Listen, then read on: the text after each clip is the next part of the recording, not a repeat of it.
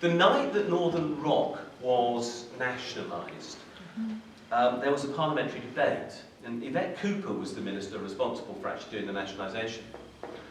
And Vince Cable stood up in the House of Commons and said, Richard Murphy tells me, Minister, that if you nationalise Northern Rock, you'll also be nationalising granite. Is that true? And she didn't know the answer. She fled the House for a briefing. It was quite funny, really. And she came back and she couldn't give an answer. In fact, nobody still knows the answer, because it's so obscure how it's owned. Northern Rock's shadow bank is actually owned by a trust, which officially isn't owned by Northern Rock, but is clearly managed by Northern Rock. It has no staff, no management, and it's got 40 billion quid. You know, how nice. It happens to be administered from Newcastle upon Tyne at that time. So we discovered this, and Gordon Brown said tax havens are the core of the problem, and I'm going to close them down. Unfortunately, he didn't deliver on the promise. So, we still had that crisis. Tax havens are still there, and I've been speaking for a long time, and I can talk all night about tax. My wife, who's a doctor, has diagnosed me with having a terminal, she thinks, complaint. She thinks I'll die with it and not of it, and it's excitement by taxation. But we now know we have a tax gap.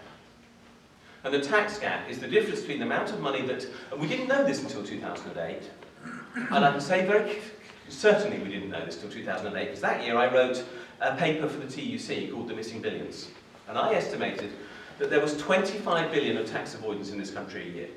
And in 2010 I estimated for PCS, another union, that there was 70 billion of tax evasion in this country a year. Add them together and that's over 3/4 of the cost of running the NHS.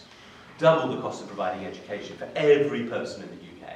Money lost. Avoidance is getting round the law. That's what large companies by and large do. Rich companies, they pay lawyers and accountants, you know, the pinstripe mafia to do that. Evasion is breaking the law, which is hiding money in tax havens and so on. That issue came onto the agenda because I wrote that paper for the TUC and the government had to respond for the first time. But they knew there was a gap, and part of that gap, you could close most of that gap by closing down tax avoidance and tax evasion. And suddenly, the trade union movement had an argument for a different narrative. The Occupy movement had an argument for a different narrative. UK Uncut had an argument for a different narrative. I was with somebody from UK Uncut this afternoon. And that was the explanation. You know, we don't have to have austerity. We don't have to cut spending to go down to this new level. We can actually collect the tax.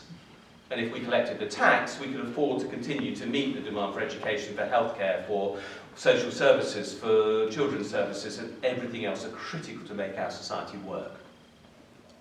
But we have a choice about it.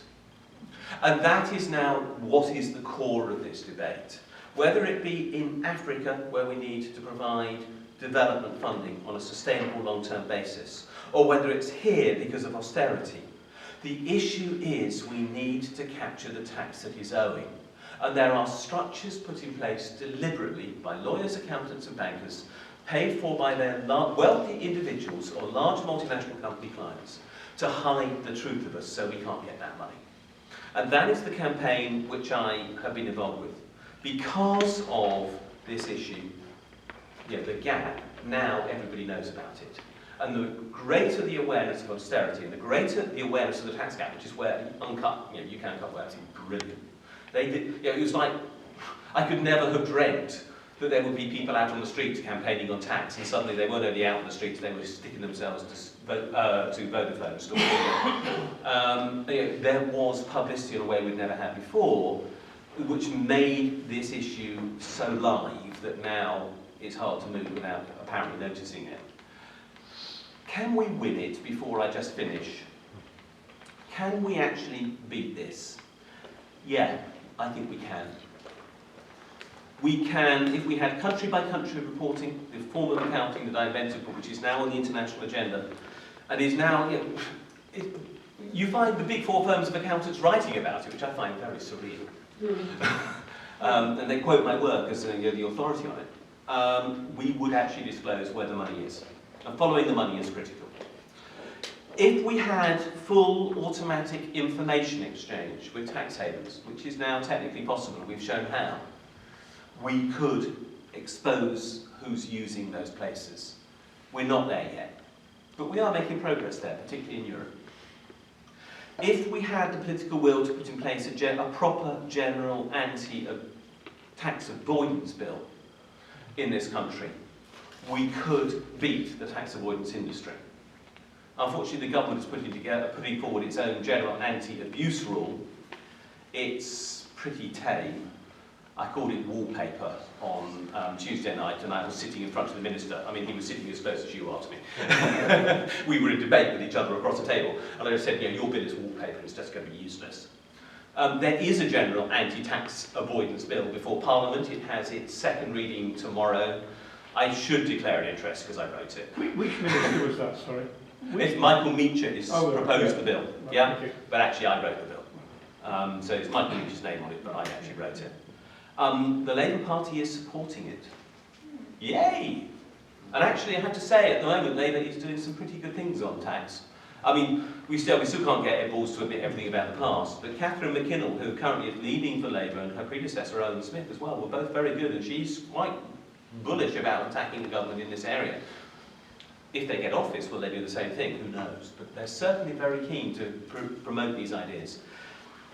So we could beat companies who try to say they're going to move out by doing something called unitary taxation. It's too probably technical to explain right now, given that you've probably got more questions. We published a paper on it this morning. It's on the Tax Justice Network blog, and it's on my blog this morning. The media is giving us the chance to change the mood. That's the extraordinary thing that this crisis has done. Because tax is now the commodity in shortest supply in Europe, and that's a very effective way of describing it. It is in fact a commodity in shortest supply. And there's 1 trillion euros of tax missing in Europe. Okay, I made up that number too. My colleagues get very annoyed when I say I made numbers up. They say, you researched it. Oh, all right. Same thing, isn't it? But that's now the official estimate of the European Union. There might be a trillion euros missing. 1 in 4 euros in Greece that is meant to be paid in tax doesn't ever get to the government. Which is why I was in Greece last week talking about this problem in the Greek context. Thankfully speaking in English because I don't speak Greek. It's why we have a crisis of democracy and everything in those countries.